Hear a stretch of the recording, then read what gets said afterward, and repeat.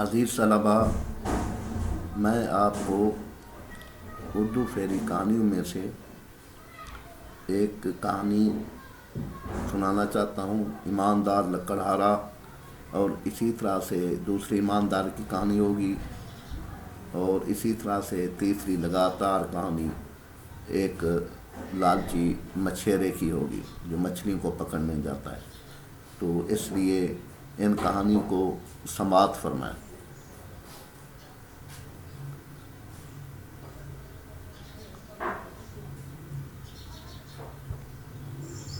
پہلے وقتوں کی بات ہے، ایک گاؤں میں دو لکڑہارے رہتے تھے۔ ان کے گھر ایک دوسرے کے ساتھ ساتھ تھے۔ پہلا لکڑہارا کرمو بہت ہی ایماندار تھا، جبکہ دوسرا لکڑہارا دینو سست اور برا تھا۔ اسے کام کرنا بالکل بھی پسند نہیں تھا۔ وہ دونوں جنگل میں لکڑیاں کاٹ کر گھر کا گزارا کیا کرتے تھے۔ ہمیشہ کی طرح کرمو صبح اپنے کام کے لیے نکلا۔ ارے کرمو، کتنی صبح صبح کام پر جا رہا ہے؟ میں تھوڑی دیر میں جاؤں گا۔ اتنی صبح صبح کام پر جا کر بھلا کیا کرنا ہے؟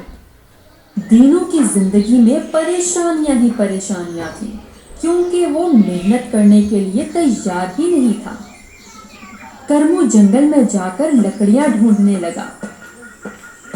ہائے، یہاں تو مجھے اچھی لکڑیاں ہی نہیں مل رہی۔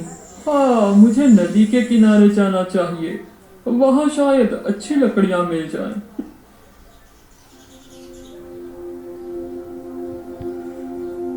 پریشانیاں جب حد سے بڑھ تو کرمو ندی کے کنارے چلا گیا۔ وہاں اسے ایک بڑا سا پیڑ ملا۔ کرمو پیڑ پر چڑھا اور اسے کاٹنے لگا۔ ابھی پیڑ کو کاٹ ہی رہا تھا تو اس کی کلہاڑی ہاتھ سے چھوٹ کر ندی میں جا گری۔ ارے نہیں، یہ میں نے کیا کر دیا؟ میرے پاس تو پیسے کمانے کا بس ایک ہی ذریعہ تھا، اس کے بغیر میں کیا کروں گا؟ یا اللہ میری مدد فرما۔ وہ رونے لگا اور اللہ سے دعا کرنے لگا۔ اللہ نے اس کی دعا قبول کر لی۔ اس کے سامنے ایک بزرگ نمودار ہوئے اور اس نے کرمو سے پوچھا، تم رو کیوں رہے ہو بیٹا؟ بابا جی، میں نے اپنی کلہاڑی ندی میں گرا دی ہے، میری مدد کرے۔ تمہاری کلہاڑی میں لٹاؤں گا، تم پریشان مت ہو۔ بزرگ نے ندی سے ایک کلہاڑی نکالی۔ وہ ایسے چمک رہی تھی جیسے سونے کی بنی ہوئی ہو۔ کرمو چمکتی ہوئی کلہاڑی دیکھ کر حیران رہ گیا، پر کرمو نے بزرگ سے کہا، نہیں بابا جی، یہ میری کلہاڑی تو نہیں ہے۔ بزرگ نے دوبارہ دوسری کلہاڑی نکالی۔ وہ چاندی کی بنی ہوئی تھی۔ بیٹا، کیا یہ تمہاری کلہاڑی ہے؟ نہیں بابا جی، یہ بھی میری نہیں ہے۔ بزرگ نے ایک لوہے کی کلہاڑی نکالی اور کرمو سے کہا، تو کیا یہ تمہاری کلہاڑی ہے بیٹا؟ کرمو کے چہرے پر تو خوشی ہی خوشی تھی۔ ہاں بابا جی، یہ میری کلہاڑی ہے، میں اس کو بھلا کیسے بھول سکتا ہوں؟ میرے بچے، میں تمہاری ایمانداری دیکھ کر بہت خوش ہوا ہوں۔ تم تینوں کلہاڑیاں رکھ لو، یہ تمہاری ایمانداری کا انعام ہے۔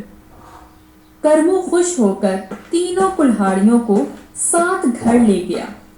جب وہ دینو کے گھر کے پاس سے گزرا تو دینو نے کلہاڑی دیکھی اور پریشان ہو گیا۔ صبح تو یہ لوہے کی کلہاڑی لے کر گیا تھا، لیکن اب میں دیکھ رہا ہوں وہ ایک سونے اور چاندی کی کلہاڑی لے کر لوٹا ہے۔ ضرور کوئی گڑبڑ ہے، اس کے پیچھے جا کر سب پتہ لگاتا ہوں۔ دینو کرمو کے پیچھے پیچھے چل پڑا۔ کرمو گھر پہنچا اور اس نے اپنی بیوی کو بلایا۔ ارے کہاں ہو؟ باہر تو آؤ جلدی، میں اور نہیں انتظار کر سکتا۔ ارے آ رہی ہوں، کیا بات ہے جی؟ بیوی کرمو کے پاس آئی اور اس نے کلہاڑیاں دیکھی تو وہ حیران رہ گئی۔ کیسے؟ تمہیں یہ سونے اور چاندی کی کلہاڑیاں کہاں سے ملی؟ کرمو نے ساری بات اپنی بیوی کو بتائی۔ ہاں میں اتنی خوش ہوں کہ کیا بتاؤں۔ ہم یہ سونے کی کلہاڑی بازار میں بیچ دیں گے۔ دینو جو باہر سے سن رہا تھا اس نے فیصلہ کیا کہ کل وہ کرمو کا پیچھا کرے گا۔ اگلے دن کرمو نے سونے کی کلہاڑی بیچ دی اور اپنی نئی زندگی شروع کی۔ کرمو کے امیر ہونے کے باوجود وہ روز کی طرح کام پر جایا کرتا۔ ارے کرمو، تم صبح صبح کہاں جا رہے ہو؟ ہمیشہ کی طرح کام پر بھائی۔ ہاں تو ٹھیک ہے، پھر ملتے ہیں۔ دینو دل ہی دل میں سوچتا ہے، یہ تو سچ میں پاگل ہے۔ امیر زندگی کے مزے لینے کی بجائے یہ ابھی بھی کام کر رہا ہے۔ ویسے اس کے پیچھے جا کر پتہ لگاتا ہوں کہ یہ لکڑیاں کاٹتا کہاں ہے۔ دینو کرمو کا جنگل میں پیچھا کرتا ہے۔ کرمو ندی کے کنارے جا کر اپنا کام شروع کر دیتا ہے۔ اچھا، تو یہ وہ ندی ہے جس میں اس کی کلہاڑی گر گئی تھی۔ اس کے جانے کا انتظار کرتا ہوں۔ کرمو کے واپس جانے تک دینو وہاں ہی رکا رہا۔ کرمو کے جانے پر دینو جلدی سے ندی کے پاس آیا اور جان بوجھ کر اپنی کلہاڑی ندی میں پھینک دی۔ اے اللہ، مجھے میری کلہاڑی واپس کرنے میں مدد کرو۔ اس کا اتنا کہنا تھا کہ ایک بزرگ نمودار ہوئے۔ تم رو کیوں رہے ہو بیٹا؟ پاپا جی، میری کلہاڑی پانی میں گر گئی ہے، میری مدد کریں۔ یہ ایک لالچی انسان ہے، مجھے اسے سبق سکھانا ہوگا۔ بزرگ نے پہلے اس کی لوہے کی کلہاڑی نکالی اور پوچھا، کیا یہ تمہاری کلہاڑی ہے؟ کرمو تو اپنی بیوی کو بتا رہا تھا کہ بابا جی نے پہلے سونے کی کلہاڑی نکالی تھی، لیکن بابا جی نے اب تو لوہے کی کلہاڑی نکالی ہے۔ چلو کوئی بات نہیں، میں ان سے جھوٹ بول دیتا ہوں۔ دینو بابا جی کو کہتا ہے، نہیں بابا جی، یہ میری کلہاڑی نہیں ہے۔ بابا نے پھر چاندی کی کلہاڑی نکالی اور پوچھا، تو کیا پھر یہ تمہاری کلہاڑی ہے؟ نہیں، یہ کلہاڑی بھی میری نہیں ہے۔ بابا جی نے سونے کی کلہاڑی نکالی۔ ہاں تو کیا یہ تمہاری کلہاڑی ہے؟ ہاں، یہی کلہاڑی تو میری ہے۔ بابا جی بہت ناراض ہوئے۔ تمہاری اتنی ہمت کہ تم مجھ سے جھوٹ بولو؟ جھوٹ بولنے کے لیے تمہیں سزا ملے گی۔ یہ بول کر بابا جی کلہاڑی لے کر غائب ہو گئے۔ اے اللہ، میں نے جھوٹ بولا، مجھے معاف کر دے، مجھے میری کلہاڑی واپس کر دے، میں اب کیا کروں گا؟ تو بچوں، ہمیں اس کہانی سے یہ سبق ملتا ہے کہ ہمیں کبھی جھوٹ نہیں بولنا چاہیے اور محنت سے کام کرنا چاہیے۔ کرمو نے سچ بولا تو اللہ پاک نے اسے اپنے خزانوں میں سے عطا کیا، اور دینو نے جھوٹ بولا اور اللہ پاک نے اس کے پاس جو تھا وہ بھی لے لیا۔ تو آپ بھی ہم سے وعدہ کریں کہ ہمیشہ سچ بولیں گے اور لالچ میں ہرگز نہیں پڑیں گے۔ امید کرتے ہیں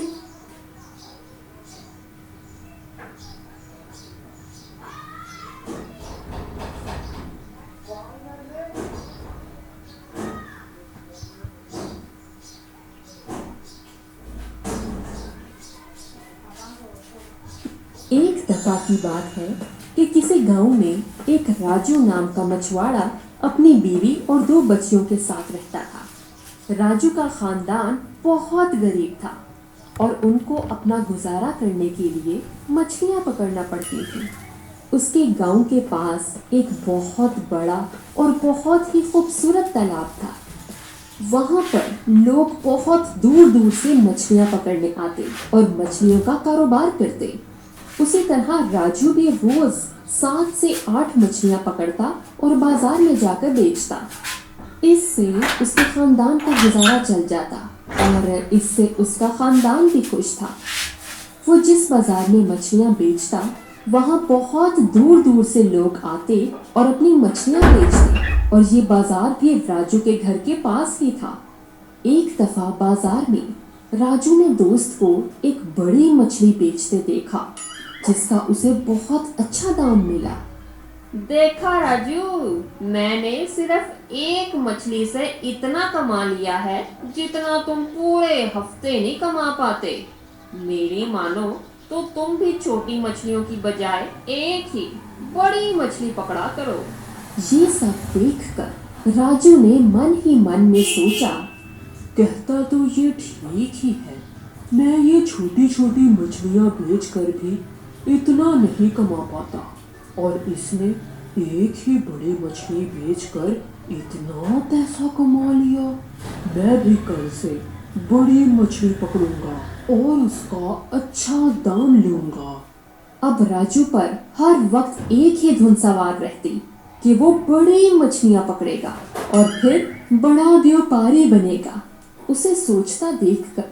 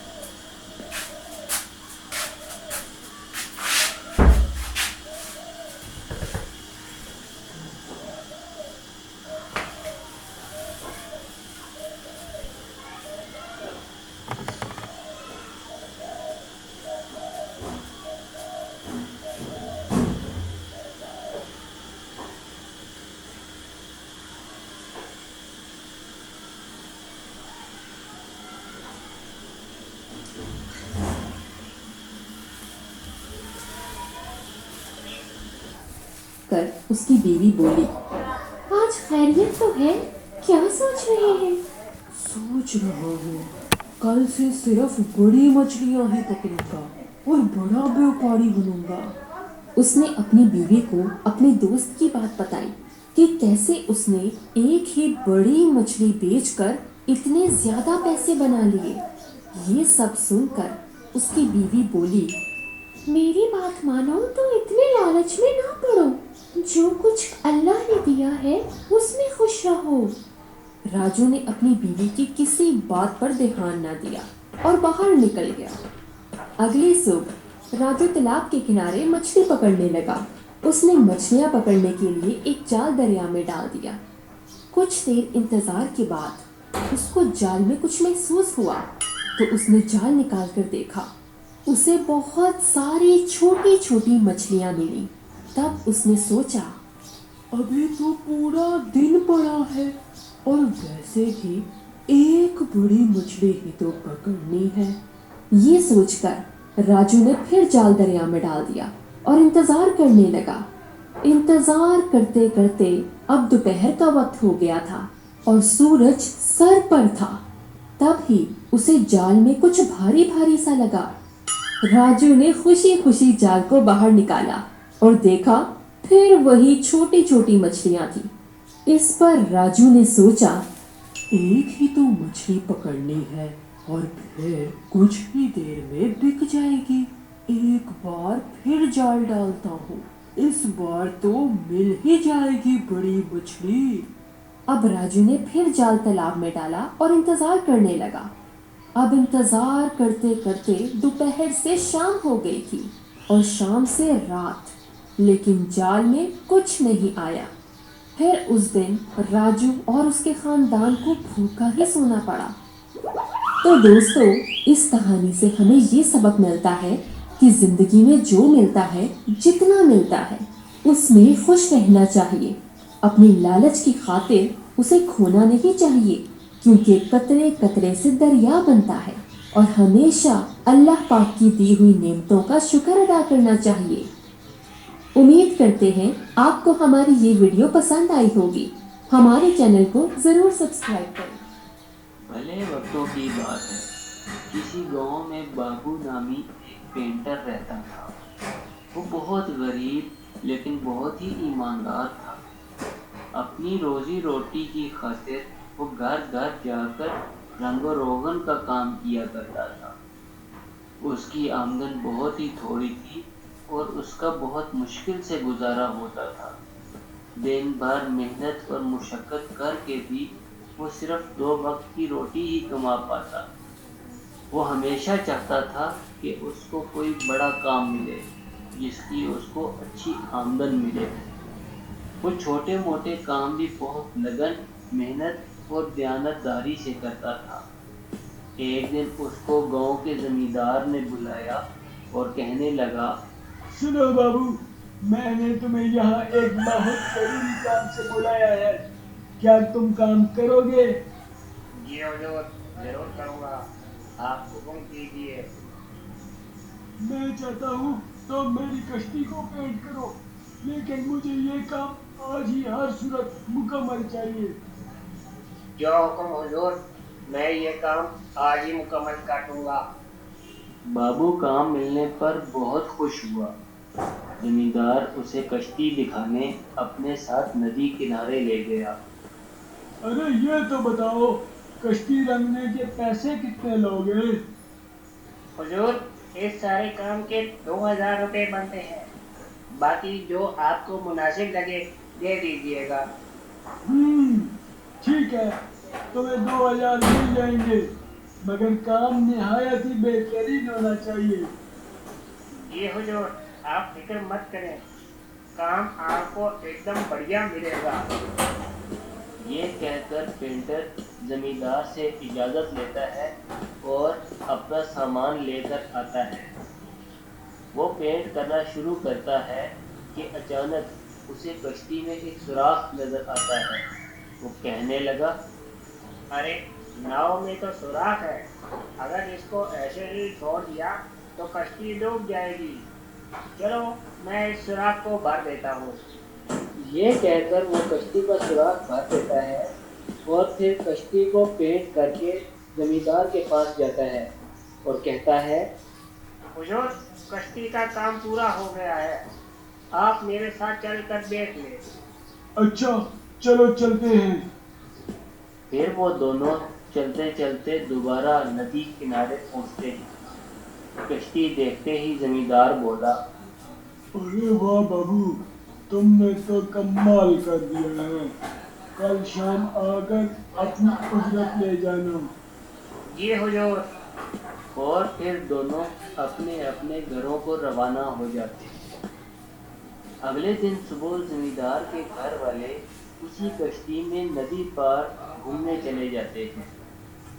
دوپہر کے وقت زمیندار کا نوکر اچھو چھٹی سے واپس آتا ہے، جو اس کے گھر کے ساتھ ساتھ اس کی کشتی کی دیکھ بھال بھی کرتا تھا۔